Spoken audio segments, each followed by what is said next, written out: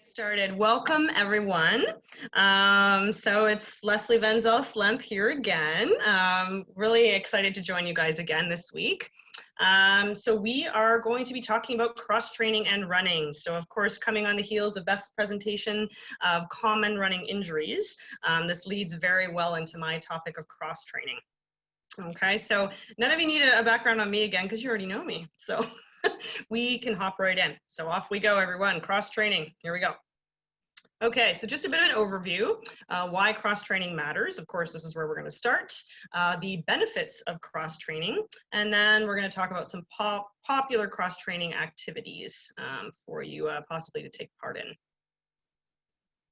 Okay. I always like putting this because, again, that's the first question I get from people is, well, who the heck cares, right? Who gives a crap? First and foremost, you should care. I'm gonna hammer that into you guys throughout this presentation. This is critical, everyone. This is paramount. If you want to keep running, no choice in this, right? We've got to get the cross-training in there. Cross-training strengthens your non-running muscles and, of course, rests the running muscles. So again, that just first and foremost, that's the biggie, right? A lot of the time when we're dealing with injuries, and again, we'll get into this, it's because muscles that should be waking up and doing their jobs are not. And the ones that are doing their jobs, they're doing triple what they're supposed to, right? So until we give the ones that are doing so much a break and we ask the other dudes to step up and do their job, injuries are going to keep coming your way. Okay, so cross-training is just so critical for this. And again, I've already said it, right? If you want to keep running, and hopefully by this point, my lovely runners, that this is, taking a hold of you, right? And especially if you're new to running, this is really, this has really caught you and you want to keep with it. Hopefully you've gotten bitten by the bug. But again, you want to keep going, we're going to need to do this, right? Cross-training is just too important. All right, benefits of cross-training, of course. Many benefits. I just wanted to point out before we keep going with this, I've got lots on my screen. And again, for you guys to see a bit better, just to remind you, you can move the window, right? So like for instance, right now, because I've got so many of you on the side of my screen, I can't see that picture, right? So again, if you guys are dealing with this as we go, especially for some of the videos I want to show you, you can move around your box so you can see better. So just something to let you know. So benefits of cross-training. Of course, number one is injury prevention, okay? Number two, rehabilitation. Number three, active recovery. So a lot of people get a little confused as to what that means, so we're going to talk about that. Rejuvenation, okay? Number five, improves running fitness. Of course, so we're going to get into that, and enhances motivation. So we all know that, and even, again, you guys are many weeks into this, but motivation is likely starting to get a little tough. It's tough all through the way, right? As I will remind you, motivation is easy to find, but hard to keep. So this might be another great way to keep you motivated. All right, but let's start with injury prevention. Okay, so lots of injuries, of course, that can come from running. Again, you heard all about them last week. But again, remembering most of those injuries can be prevented, right? So like a lot of things, even when we talk about chronic disease, again, a lot of chronic disease is preventable, and same thing with this, right? Overuse injuries, preventable. Causes are usually due to 4 factors. So a lot of these things we've touched upon with all of you, but it's just as a reminder, right? So number one is usually footwear. So of course, Megan got nicely into the footwear. So you've heard all about that. Biomechanics, again, lots of examples of this, but again, overpronation, leg length, lots comes into why, why we have trouble there. So again, biomechanics is huge. Muscle imbalances. So this is kind of what we're going to talk about more so today, right? So there's, again, those common issues that a lot of people have, tight IT bands, weak hamstrings, weak hip abductors, so many things affect, right? It's when we have some of these things, it's like more or less running with a flat tire, right? So even we've got a picture up there with, strong hip abductors versus weak hip abductors. You can see what changes there. And even in the picture at the bottom of the screen there, you can see sort of what happens when, and if someone's pounding over and over and over again, and you've got those imbalances, it's just going to be injury after injury after injury. You're never going to be able to get rid of it, right? So the strengthening piece is just so key. So last thing, again, when it comes to injury prevention, poor recovery, so not enough rest, right? So that's the last factor that really comes into this. But we're going to a little bit next, we're going to touch a little bit more on the muscle imbalances more than anything. So let's get into that a little bit. So balance and core strength, again. Balance, of course, important again for one of the main ones is for ankle strength. So stepping in a pothole, on uneven sidewalks, lots of things you deal with when you head for a run. So if you've got, again, if those ankles are kind of suffering and are weak, you know, these are going to be, you know, big problems when you hit some of these things. So core, of course. Now again, some people forget this, but again, in the core, we've got about 30 muscles in the core, right? So again, there's a lot, and we really deal a lot with this for the back as well. And of course, Beth and the rest of the folks, the rehab folks, will talk more about this and have talked a lot about this. But again, getting those muscles to, again, wake up and do their jobs together is extremely critical, especially for running.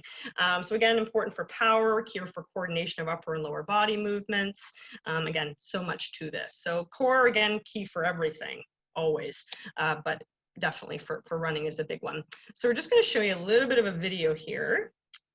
Okay, so just as an example. Stand on your affected leg with the opposite leg extended behind you. Tighten the abdominal and leg muscles as you hinge forward at the waist and raise the back leg. Keep your body and leg in line with one another.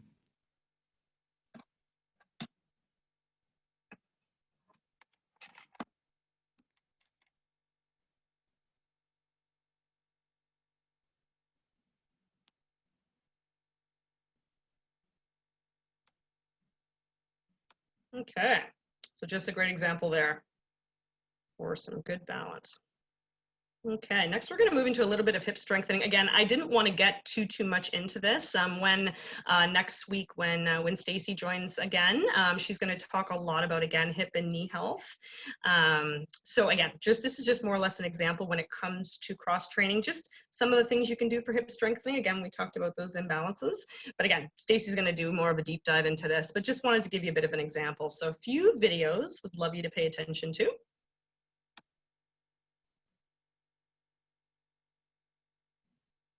Lie on your back with your knees bent and your feet flat on the floor.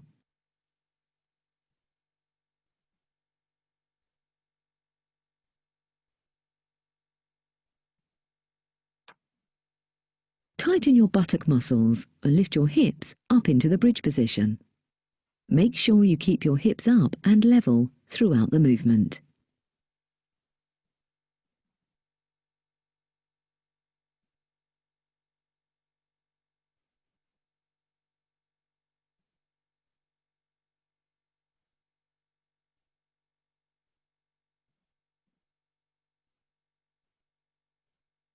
Okay, everyone. So that again is kind of like a phase one of this kind of a strengthening movement for the hips.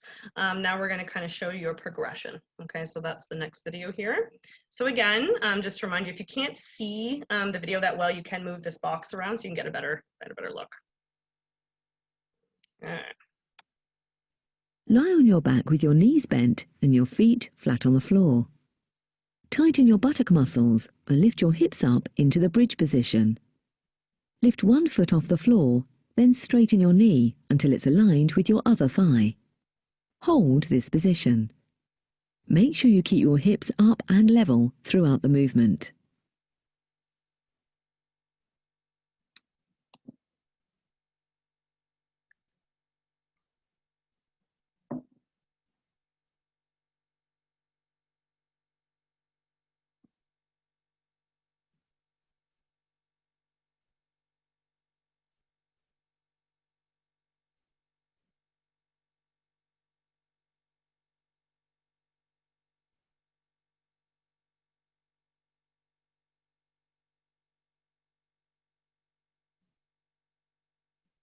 All right.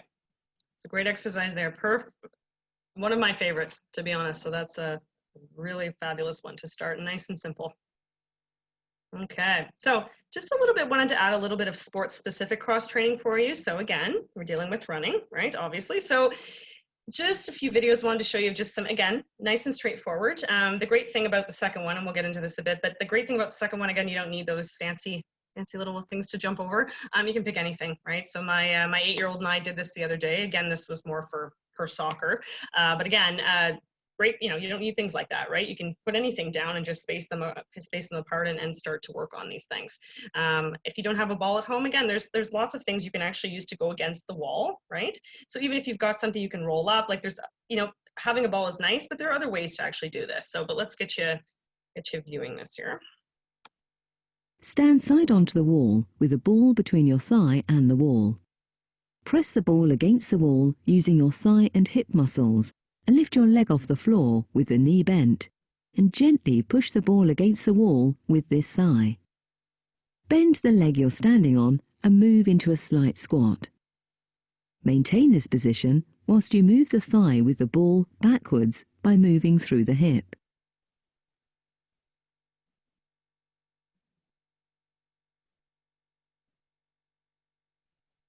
At the same time as your leg moves backwards, move your shoulder near the wall toward your opposite hip by twisting through the upper back. This exercise is an important movement component of effective running.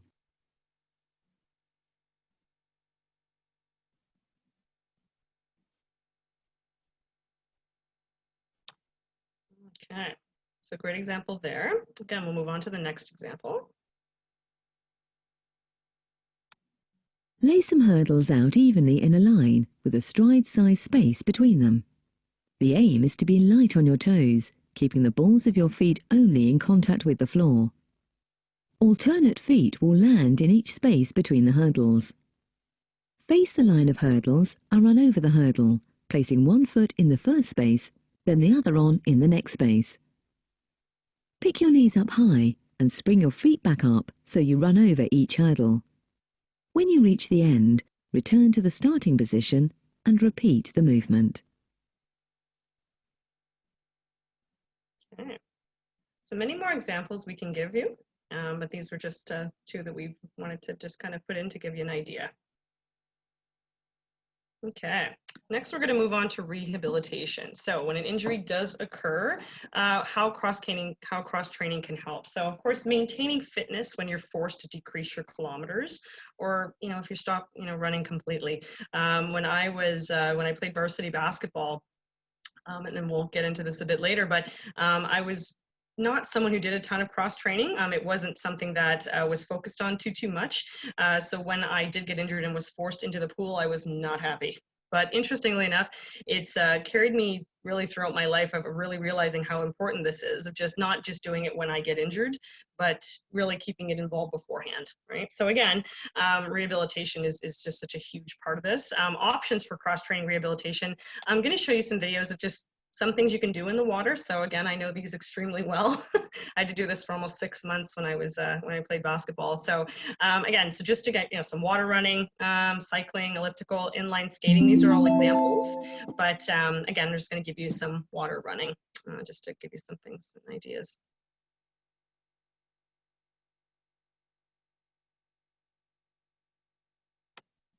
Stand up straight with the water at chest depth. Step one of your legs forward into a lunge position, along with your opposite arm. Jump up and switch legs whilst off the ground, so that you land in the opposite lunge. Ensure you switch arms at the same time. Increase your speed to make this exercise harder.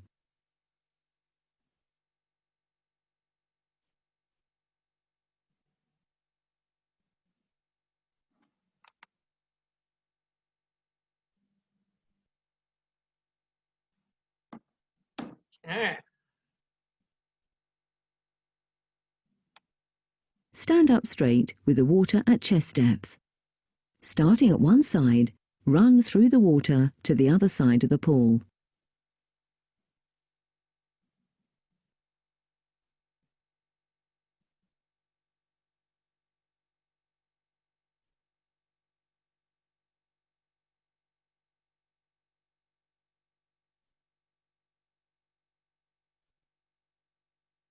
Okay. Perfect. So just some simple examples there, again, of how cross-training can help with rehabilitation when you do get injured. Okay, active recovery. So again, a lot of people don't understand that this actually means still moving. Okay, so of course, periods of total rest are very important, but again, active recovery workouts, so breaking up key workouts will help a runner become fitter, right, than the runner who rests. So don't get me wrong, there are times where total rest is important, but if you can do an active recovery, again, still having some movement, research would show it is actually, it's actually much better for us, okay? So, you know, light workouts, you know, accelerate recovery as opposed to periods, right? So again, it's just something to keep in mind. So again, don't get me wrong, you're gonna have your rehab professionals that are gonna say, no, we need you totally to stay off of this. But again, the research would show that just keeping active in some way, again, example, even in the pool there, of just really trying to keep moving is actually going to speed things up. So cross training is great for active recovery.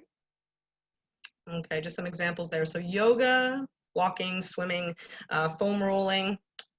Right, so I'm sure a lot of us have gone into the foam rolling. It's painful, but boy, does it work. Lightweight lifting, cycling, hiking. So just some examples to give you there. Okay, rejuvenation. This is a big one. So again, going back to that same idea, motivation is very tough, right? It's easy to find, hard to keep. It has to be taken very seriously, right? So when it comes to just taking that break, right? The mind and the body break from formal training is pretty critical to continuing, right? So especially when we've got that season to season, having that off period where we're considering other options, right? It's just mentally such a huge piece. Winter, you know, for a lot of people, right? It's a time, and a lot of people we take that full break in winter. Shouldn't be doing that, right? We need to pick other things. And even going back to our childhood, I was actually just coming off a talk with CJ, right? Just talking about, you know, activities for children. So as weird as it might sound, I spend a lot of time with my patients discussing activities they used to love. And unfortunately, as adults, it doesn't even occur to them, right? Just, you know, well, what do you mean? What kind of activities did I like when I was a kid? It's because a lot of them we can still do now, usually at different intensities, of course, than we once did. But it's important to start thinking about that, right? Just to give us that verve again, give us that passion. So yeah, things like, you know, thankfully I'm playing basketball again. So that really helps with me continuing a lot of things. Ice hockey, yoga, so many options, right? But it's that idea of getting you passionate again, okay? Enjoy yourself. That's why I put that last. Fun is really key. So again, even coming off that talk of activity for children, how to keep children active. As adults, we lose the fun factor. Quite sadly, what I hear from a lot of my patients is, you know, don't even bother trying to convince me to be active because I hate it. A lot of the time it's because they've lost touch with what exercise and physical activity really means and how it can benefit them, right? So again, most people know it's good for them. If they don't know it's good for them, they're from another planet. But they've lost touch with how many options we have, right? And what we can do with that and what the body gains from it. So enjoy yourself is such a huge one. The fun factor is big. Okay, improves running fitness. So I'm pretty sure most of you are pretty familiar with this, but again, one of the keys a lot of the time, even to be, and of course as runners, we've talked about this over the weeks, it's really cool to become faster. It's so cool to just have, you know, when you first start running, it can feel really tough. You can feel like you're just trudging along. When you start to feel light and agile and fast and efficient, it feels phenomenal, right? And cross training is so key to this. So for a lot of patients that come in, quite unfortunately, a lot of the time, it happens a lot with runners. So I'll warn a lot of you now. There you are. They're so focused on the, you know, the kilometers, but right, if you don't take, again, we've talked about, if you don't take that step back, right? I actually sometimes can't even make people any faster. So they'll say, I want my VO2 up. If we're not adding in, so strengthening is one huge piece of that, right? If we've got the oxygen actually coming down, so the heart and the lungs are doing their part, but we don't have quality and quantity muscle to actually grab onto the oxygen and create the energy, we're missing, we've got a kink in the chain there. So a lot of time we can't get VO2 up unless we get you cross training. So that's another warning for a lot of you. If you want to become a better runner, this is key. Okay, so again, cross-training effectively would be the next point, right? So enhances running efficiency, improves strength and power, increases the amount of time a runner can spend training without accumulating fatigue or getting injured, right? So again, so key. If you want to be a better runner, cross-training, again, it's not really an option, it's a necessity. And it's sometimes, again, not a fun one for a lot of people. They'd rather be running, but too critical.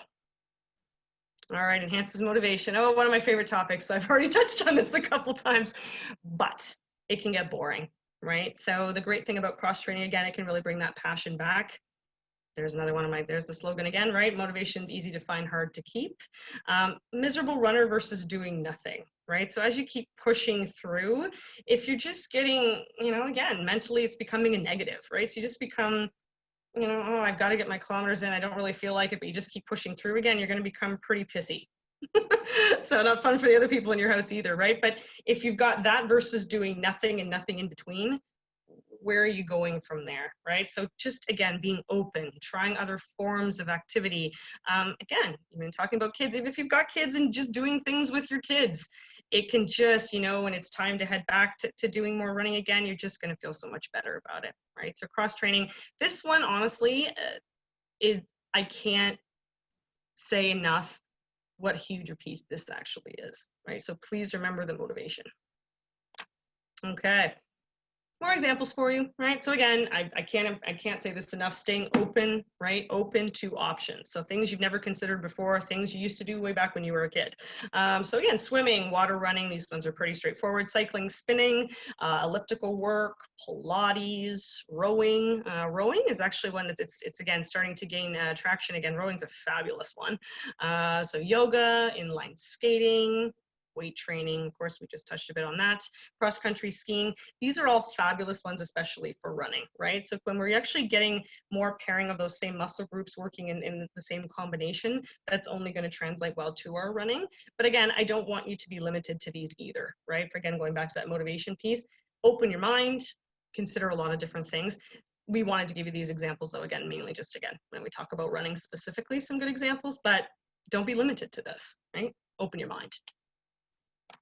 Okay, so kind of the first one there, a big one. I told you my experience with this. Don't wait until you have to, right? So that was a really, now again, I'm lucky. I had that lesson when I was 19 years old, right? Of just why cross training is so critical, and what can come out of that. I was honestly a 10 times better basketball player after I got injured than before, just from going through that entire experience. And again, it's carried me through. So don't wait until you have to, right? Prevention, just like anything else, right? So chronic disease, whatever we're talking about, prevention is always key, right? If you get injured first, again, like I told you, and then you have to start cross training.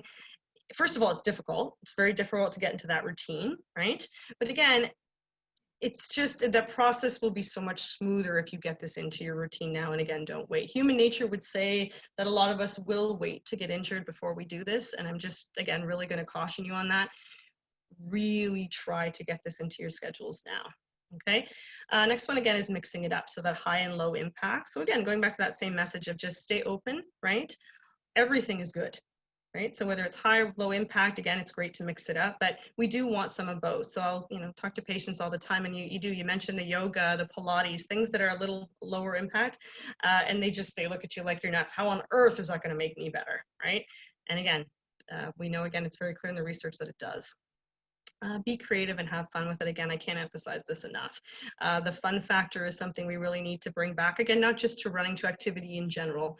We lose this, and this is why a lot of us have a hard time keeping with activity. So I'm sure you know, it's getting to that 150 minutes, again, leading into that 300 minutes per week, which is what we encourage everyone to do for activity in general.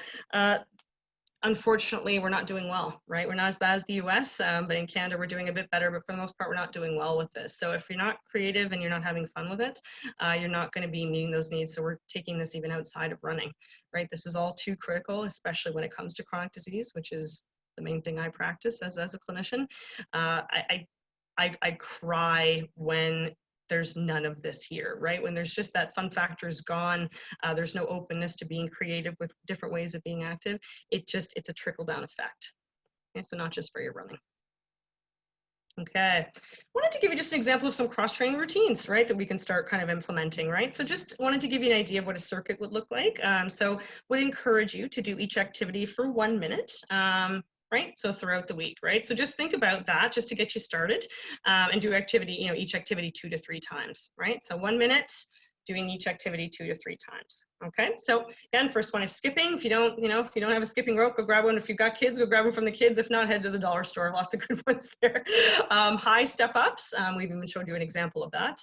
Push-ups, pretty clear to everybody what a push-up is. Many different forms of push-ups, and it is important to do them correctly. So that's definitely something that we can give you more information about if you need it. Burpees, I am not going to get on the floor right now and show you what a burpee is, but I think most of you know what a burpee is. But should you need a video on that, we can provide one. We didn't want to drown you in videos, but burpees is a great one. Again, a plank, just a front plank, tricep dips. So again, you don't need anything fancy, right? You just need again, that stable surface or chair to do your dips. Walking lunges. Again, this is very straightforward, but keep in mind, we can give you videos of all of these if you're not understanding how to do them well. And mountain climbers is the last one.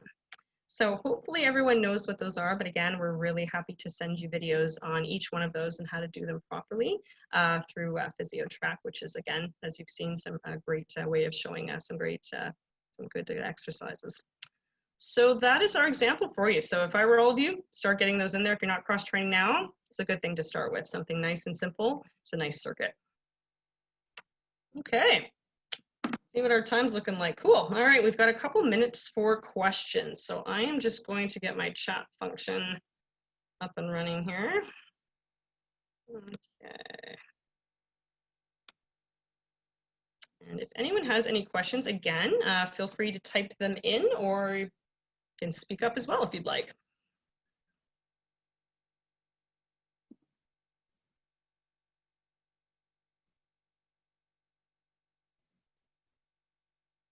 All right. Everyone's shy today. All right, I'll echo what Beth has said in the past. I either did a really good job or I bored you to complete tears, and so I have no questions. I'll hopefully go with the first one, that I did a good job of explaining what cross-training is and how to go about it. I do want to reiterate again, everyone, if there's anything that you need, or even if there's any one-on-ones that you'd like, if you want help brainstorming, again, it's probably pretty evident every time I speak to you. I have a lot of passion for this. I especially love helping people, you know, again, if they're struggling, I love finding that fit. That's one of the things that feels best as a clinician, when you can really tailor something to a person. So not just send them a handout, right? Really help them find their way. Really happy at any time to do that for any of you. Oh, we've actually got a question. Okay. Yes, absolutely. So cycling and running, yes, using the same muscle groups, yes, but that's again the idea, right? It's a different form of using the same muscle combinations, but you're taking away that pounding, right? So it's just that great way of still using those muscles, so still helping you with that movement, but again, taking away the pounding, taking away what the joints are feeling as a runner, giving them that break. And again, you have to remember, it's using similar muscles, but there are other smaller muscles that they won't be using when you run. Right, so you're absolutely right. There are a lot of similar muscles being used, the majority, but there's still those little muscles that are being used in a different way when you cycle. And actually, even I tell people all the time, even how you do your cycling, there's lots of different ways to get other muscles involved. So, you know, going backwards on your pedals, using different cadence, like there's a lot of things you can do on a bike that can get other muscles involved, whether you're out of the saddle, in the saddle, even the pelvic tilt on the saddle. There's a lot to this. I know it sounds crazy, but again, there's a lot you can do on a bike. So to answer your question there, yes, a lot of similar muscle groups, which is great in one sense, because again, you're using those ones, but you're also using other ones as well, smaller ones. Okay, so sometimes it's even just a matter of using them differently, giving them a break, and even just enhancing some of those smaller guys. Okay, how often should you cross-train versus run? Question. So yes, a lot of the time on opposite days, that's a kind of a good way to start thinking about it. You know, if you're running, again, I know it depends on what group you're in right now as to how much running you're doing and what's involved, but that's a good way to think about it. If you can try to get it in on the other days. So for a lot of runners, if they are running on most days, aim for 2. Right? Try to aim for 2 days where you're doing something different. If it's strength training as an example, right? We would of course encourage you, even when we go back to guidelines, you want to be, you know, strengthening those muscle groups at least 2 days a week, right? So 2 is a great thing to think about, but every other day is a good safe bet. Yeah. Okay, great questions. Love it. Oh, yes, you are. Oh my gosh, what happened to that? I'm so sorry, you guys. Your homework. Okay. My apologies. All right. Ah, there she is. See, oh, the rest of you are going, damn it, who said that? We're going to get away with no homework this week. You guys can get all upset about the person who just said that. Okay, so for the Learn to Run group, so you're 6 minutes of running, 1 minute of walking.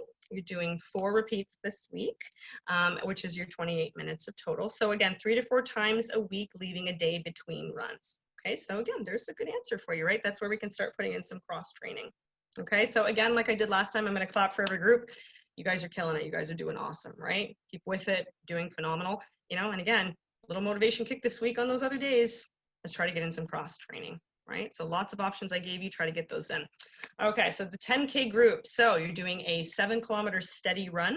You're doing a 4-kilometer steady run and 5 400-meter hill repeats. Right, so I think by now everyone understands what hill repeats are. You've been doing them now for a couple of weeks. I know you're probably still not loving them, but they're doing a lot for you. Keep at it. Okay, so, and then the last thing again, of course, your 8K run, your steady run. So your total this week is going to be 19K. Okay, and let's get to the last group. I'm just going to move my table here. So the half marathon group, you're doing your 9-kilometer steady run, you're doing your 5-kilometer steady run and 6 400-meter hill repeats. You're doing your 7K steady run and a 16-kilometer steady run. So your total this week is going to be 37K. Oof, getting up there. Pretty cool stuff. So just to remind you, so everyone I think gets worried about this, of course you're going to get sent your homework for the week, right? So if you're not taking it in right now, we always of course send this to you.